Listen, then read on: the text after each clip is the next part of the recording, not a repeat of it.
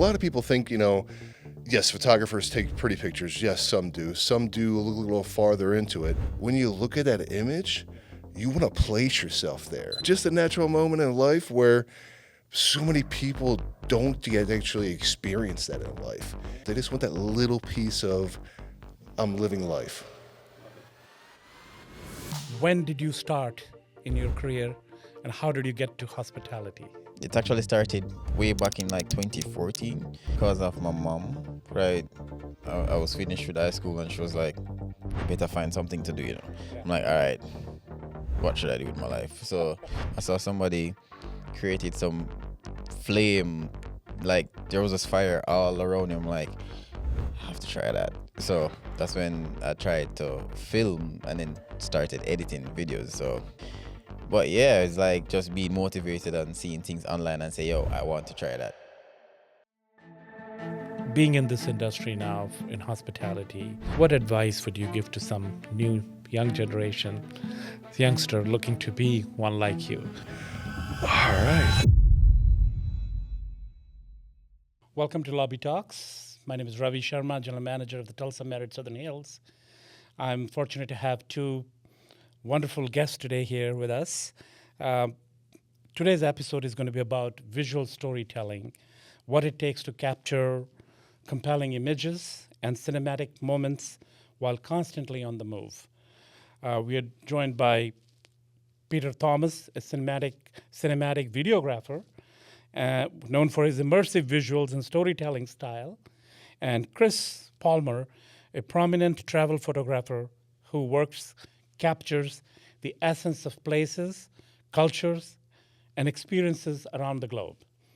We're diving into the craft, their shots, adaptation to the challenges in the field, create content that aligns with both artistic vision and the business goals. So I would like to start by welcoming Chris and Pedro to the show today. Welcome. Thank you, sir. Thank you for having us. Let's dive right into it by saying, when did you start in your career and how did you get to hospitality? When did I start on my career? There was a blue camera when I was in kindergarten. It was a Fisher-Price toy. That's when the photography all started for me. Yeah. So I guess that was before these gray hairs and everything took place. So Right. many moons ago. Okay. But it was actually in the hospitality industry, roughly kicked off about 5 years ago. I was published by National Geographic for street photography. I did fine art ocean photography. And then I met Scott Eddy on the beach one day. And he's like, have you ever shot food? I'm like, what do you mean? I'm like, food? What do you mean? Don't you eat it? He's like, no, you take pictures of it. Yeah. I'm like, okay. So he's like, I'm doing a campaign for a local municipality. And he's like, you want to join me for lunch tomorrow? And I was always taught to say yes, to certain things. So I met him the next day, and he's like, wow, you know what you're doing? I'm like, I know how to use a camera, and I know I like to eat food, so I guess it was a great combination. That's great. So Scott Eddy has been our guest, as you know. Yes. And you're working on his team with Yes. us. Great content builder, a lot of knowledge of the industry, a lot of travel. Correct. A lot of persona. A lot of knowledge. A lot of knowledge, a lot of persona, a lot of knowledge relevant to the history of hospitality. Correct. And the emerging trends into the hospitality trend. Yes, sir. So how do you see in photography the emerging trends resonating with what you're doing?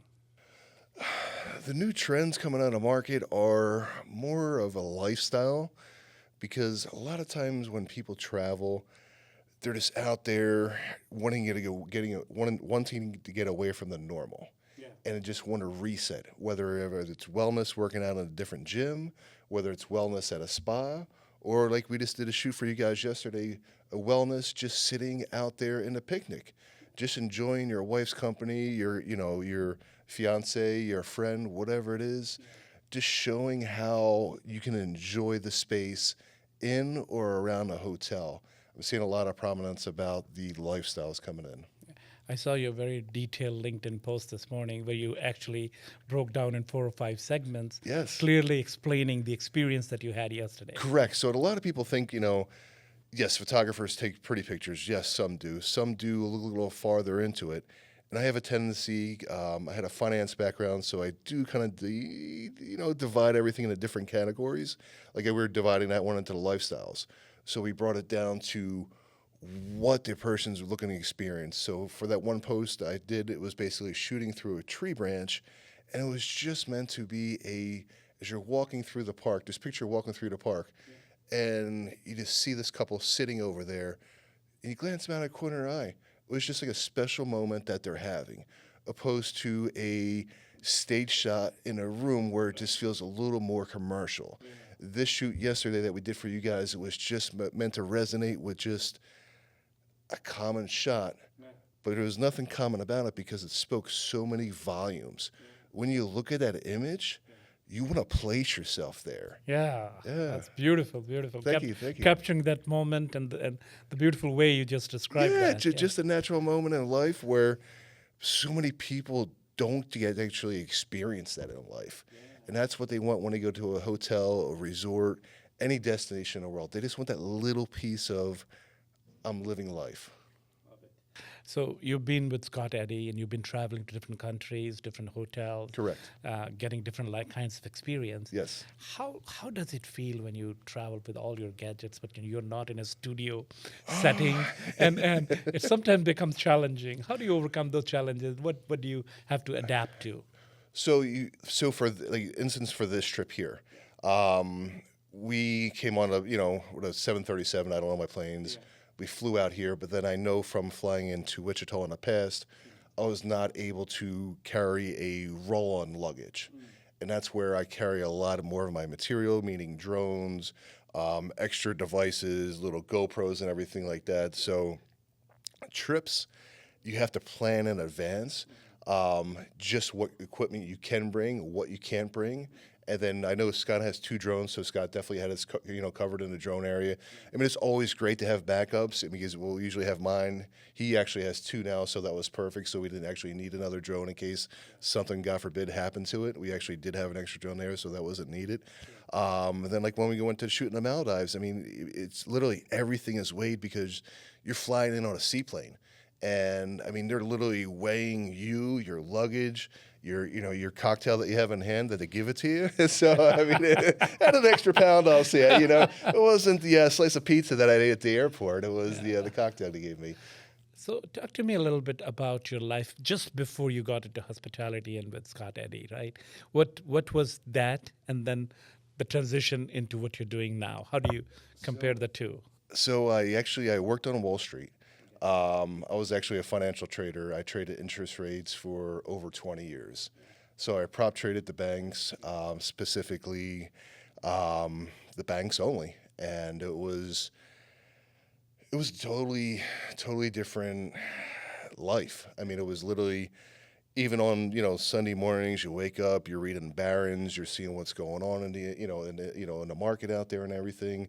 You go home, I held positions for the firm, so I was never able to sort of say sleep soundly. So you're always, you have a whole portfolio that you're running for the company, and I was the guy in charge of that. Plus of 150, 200 salespeople that were under me, I was in charge of them, making myself a living and making them a living. Yeah. So I stepped out. Basically, my mother had a bad stroke, right? And she was, so to say, about 70% paralyzed. And my father passed about 2 years before that. And my wife's like, what are you doing with your life? She's like, even if you make X amount, are you going to be happy? She's like, you're always chasing that big check. You're always chasing that big revenue stream. It just never ends. And she's like, live your life. And I even had the backing of her father. And I just literally remember it was December 27th. I wore my normal stuff that a lot of people see me in, my board shorts, my flip-flops and T-shirt. And the shirt said, calling in seasick. And I went into the manager and I said, Stefan. He's like, oh, this is not looking good.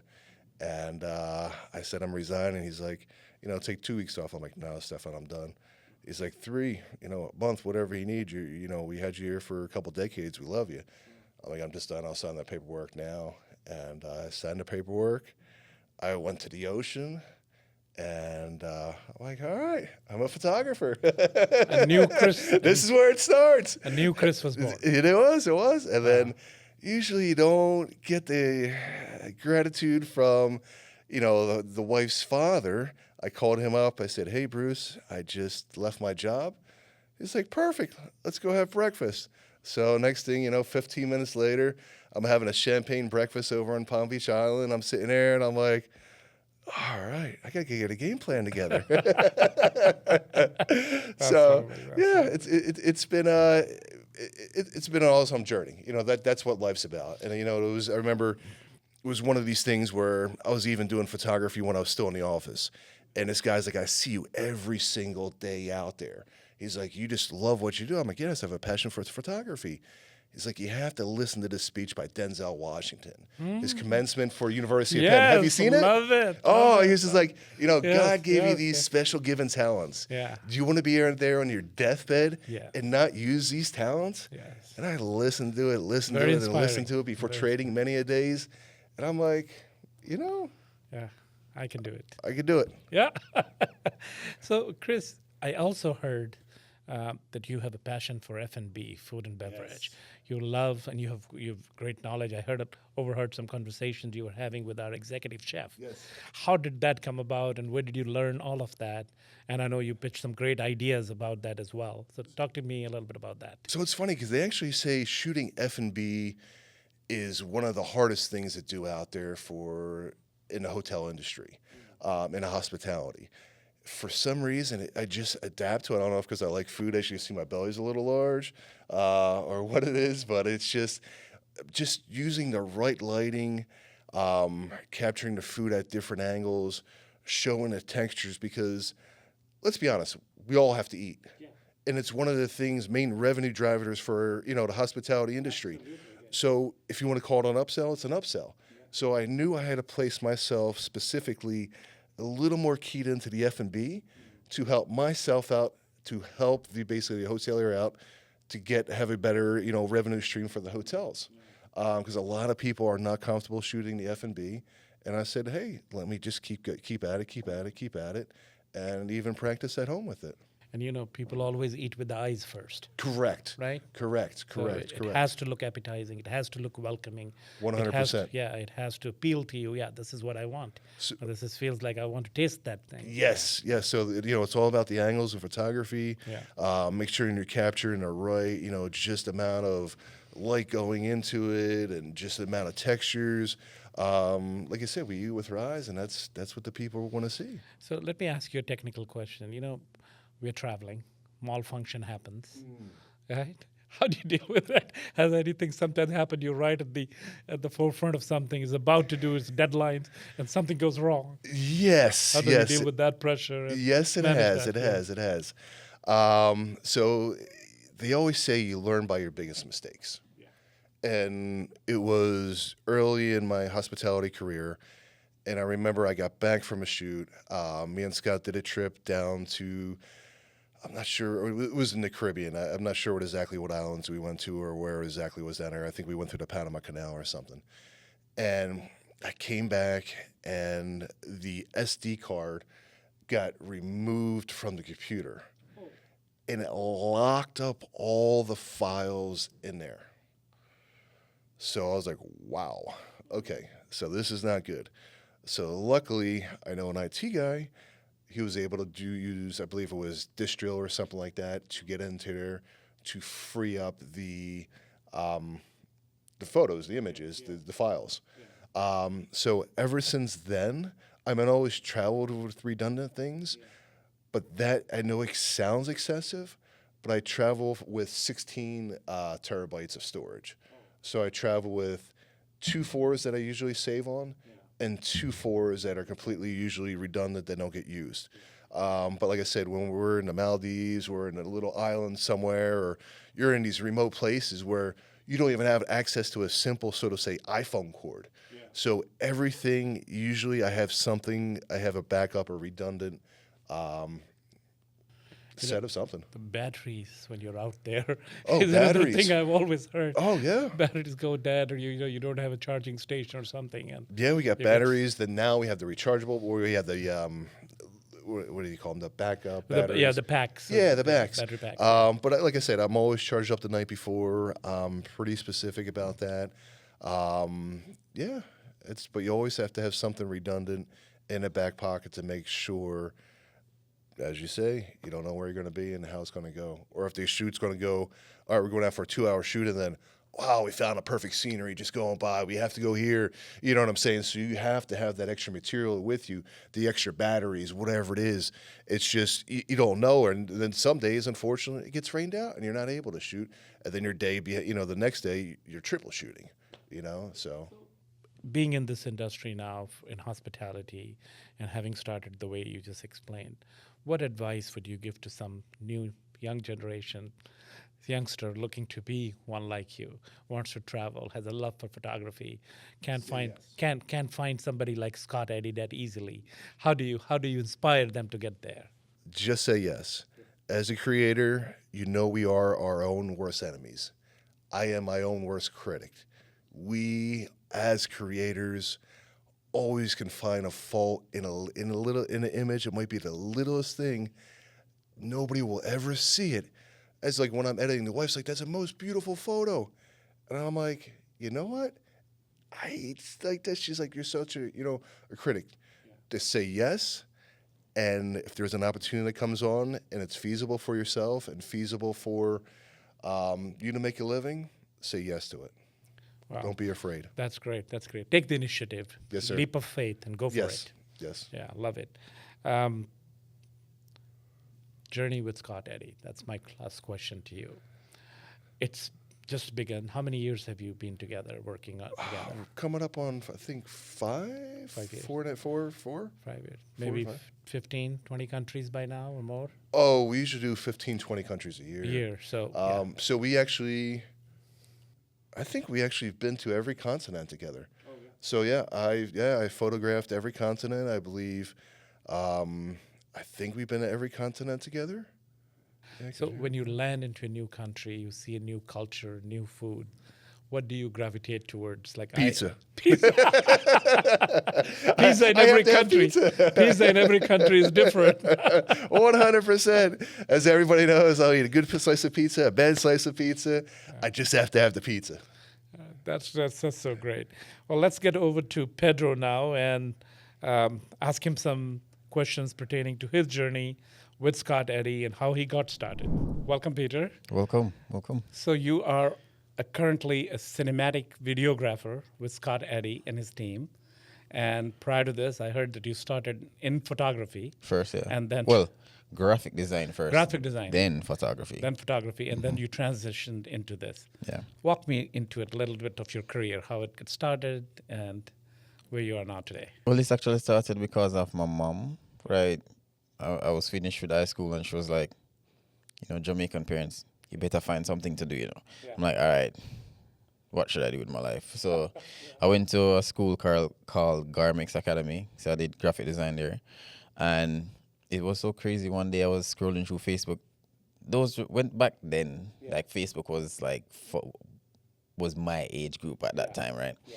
I saw somebody did something very cool. He was putting himself in different places. I'm like, yeah, that looks really cool. But I was using my phone. But I'm like, yeah, I want a better quality. So I bought a camera and then I practiced from there. And then scrolling again, this time on YouTube, I saw somebody created some flame, like there was this fire all around him. I'm like, I have to try that. So that's when I tried to film and then started editing videos. So it actually started way back in like 2014. But yeah, it's like just being motivated and seeing things online and say, yo, I want to try that. No specific online courses or college classes or anything. No. Just by the only course I went through was this for graphic design. Great. I see some of the great work you're doing, and I've heard a lot from Scott, and also I've seen some of your video recordings prior to you coming here with him. One question that always intrigues me is, we come from Jamaica. I came back from India. We're immigrants, and we come to the country, and we try to establish our name. And you have a great opportunity now also with being with Scott and traveling the world.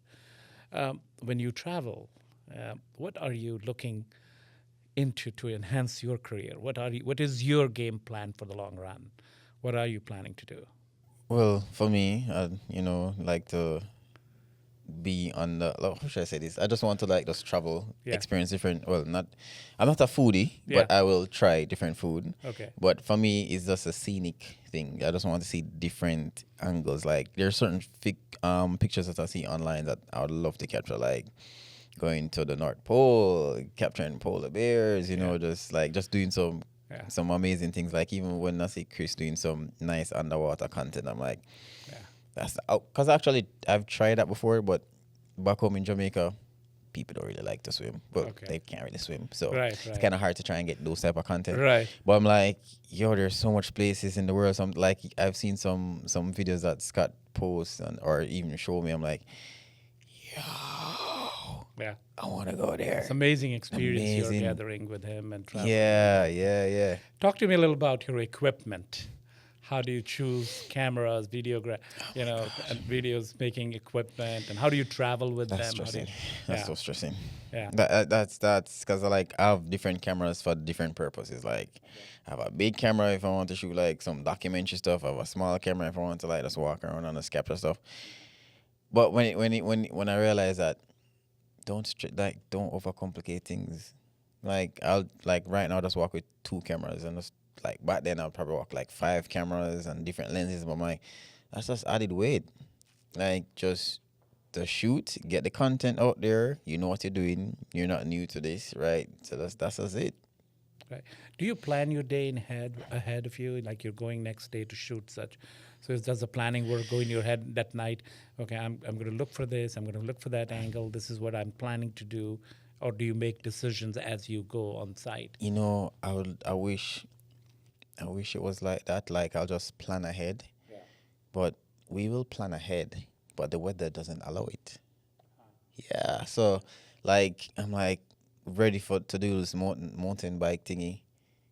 I'm still here waiting. You get me? Because that's just because of the weather. So I'd love to like plan my day precisely, but hey, I just have to just work with the flow. Because like there's no just trying to nitpick everything, just you won't get anything done. It's not a perfect day. You just have to go with the flow. Yeah, just have to just go with the flow. Yeah.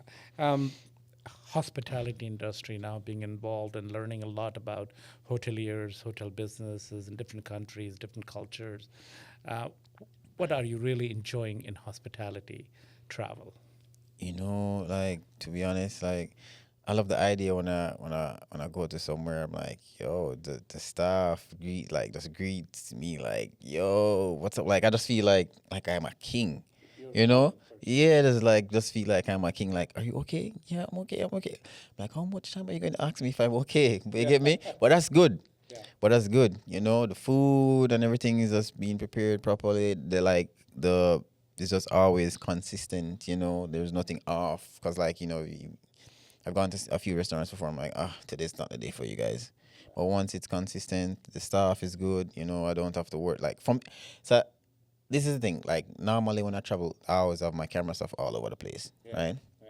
So I'm very skeptic when it comes down to letting somebody comes into my room and try to fix it because I don't want them to bounce any of the camera stuff. Yeah. But over time and time again, I've learned to just don't worry about it, right? So I'll just take the sign off because my room my door will have privacy from my LAN in the country until I exit. Nobody's allowed in. Nobody's allowed, but just getting used to it. And, when I come back, the room is clean and everything is there. Because, I'm a bit worried about, just anybody bouncing anything. But just, consistently doing this, I'm not worried anymore. I hear you. I asked this to Chris also. When you're out there shooting, things happen. Battery goes off, some device didn't work. How do you prepare yourself for those kind of on-the-spot accidents that are not part of the plan? How do you handle them? I'm trying to figure out if I've ever encountered anything you have not. Not really, because for me, because I've been doing this for a while, and especially when it comes down to film, I have to have 8 different memory cards. Right now, I have I have a few storage device upstairs as well, and then I will copy stuff from off of my camera to the device, but I won't format the card.